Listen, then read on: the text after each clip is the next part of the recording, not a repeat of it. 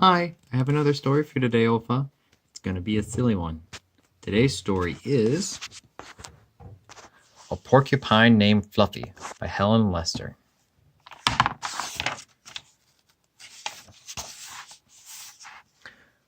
When Mr. and Mrs. Porcupine had their first child, they were delighted.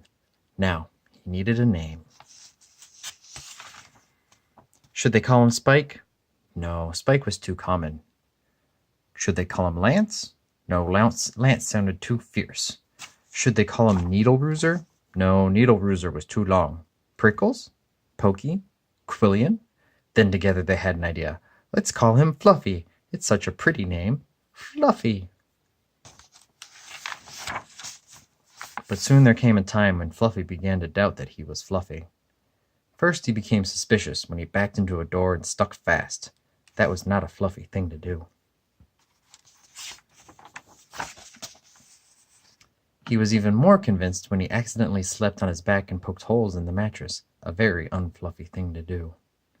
When he tried to carry an umbrella, he knew the truth without a doubt. Fluffy definitely wasn't. So he decided to become fluffier. Clouds are fluffy, he thought. I'll be a cloud. But he couldn't stay up. I know, pillows are fluffy, he said. I'll be a pillow. But when his mother sat on him, she was not pleased.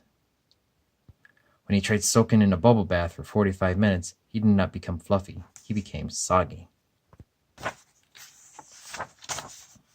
He tried whipped cream. He put a little on each quill. It was not easy, and it took more than half a day. But this did not make Fluffy fluffy.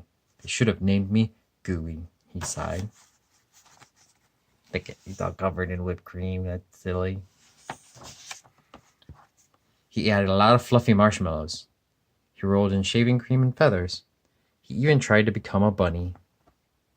But the truth remained, Fluffy wasn't fluffy. One afternoon, Fluffy set out for a walk, trying to think of ways to become fluffy. Before long, he met a very large rhinoceros. "Urgh," said the rhinoceros. "I'm going to give you a rough time." Fluffy didn't know what a rough time was, but he didn't like the sound of it at all. What is your name, small prickly thing?" asked the rhinoceros unkindly. "Fluffy," said Fluffy. The rhinoceros smiled. He giggled. He laughed out loud. He jiggled and slapped his knees. He roared with laughter. "A porcupine named Fluffy? Ha ha ha!" howled the whole rhinoceros. Fluffy was embarrassed, but he tried to be polite. "And what is your name?" he inquired. I can't say it," giggled the rhinoceros. "Hubert?" suggested Fluffy. Oh, help, I just can't say it. "I'm laughing so hard," said the rhinoceros. "Harold? Or maybe Herman?" asked Fluffy. "No," gasped the rhinoceros. "It's Hippo." "A hippo? A rhinoceros named Hippo?" Fluffy smiled. He giggled. Then he laughed out loud. He jiggled and slapped his knees, and he howled with laughter. "A rhinoceros named Hippo," Fluffy cried.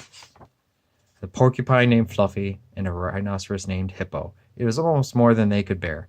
Hippo and Fluffy rolled on the ground, giggling and laughing until tears came out of their eyes. At last they lay exhausted on the ground, and from that time on they were the best of friends. And Fluffy didn't mind being Fluffy anymore, even though he wasn't. The end. It was a very silly story. A porcupine named Fluffy and a rhinoceros named Hippo. I hope you liked it, and I'll talk to you later. Love you. Bye.